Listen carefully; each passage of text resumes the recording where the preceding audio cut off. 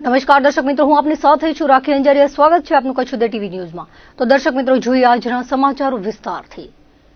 ગુજરાતના ગૃહ રાજ્યમંત્રી હર્ષ સંઘવીની ઉપસ્થિતિમાં કચ્છના ભચાઉ તાલુકાના લાકડિયા વિસ્તારમાં આવેલી Saurashtra enviro project private limited company ખાતે 875 કરોડના નાર્કોટિક્સના જંગી જથ્થાનો વૈજ્ઞાનિક પદ્ધતિથી નાશ કરાયો હતો.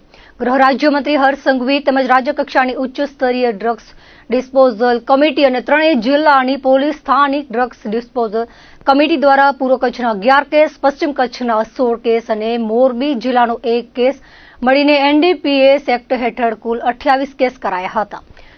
જેમાં જપ્ત કરેલા 875 કરોડની કિંમતના 391.625 કિલો અને 8,986 લીટર માદક પદાર્થો Saurashtra enviro project private limited ખાતે કંપનીના ઇન્સિનેરેશન પ્લાન્ટમાં વૈજ્ઞાનિક પદ્ધતિથી નાશ કરવામાં આવ્યો હતો.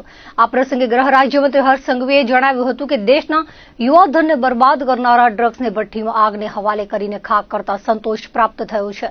આ કાર્યવાહી ગુજરાત સરકારની ડ્રગ્સ મુક્ત ગુજરાતની પ્રતિબદ્ધતા દર્શાવે છે.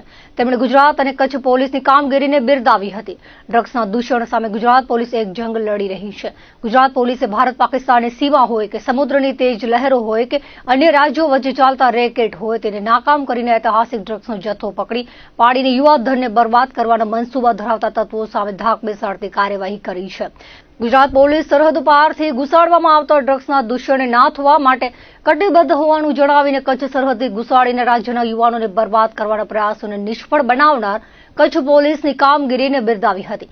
પોલીસની પરિણાત્મક કામગીરીના પગલે 875 કરોડની કિંમતનું જપ્ત કરાયેલું ડ્રગ્સ આગના હવાલે કરીને તેનો વૈજ્ઞાનિક ઢબે નાશ કરવામાં આવ્યો છે.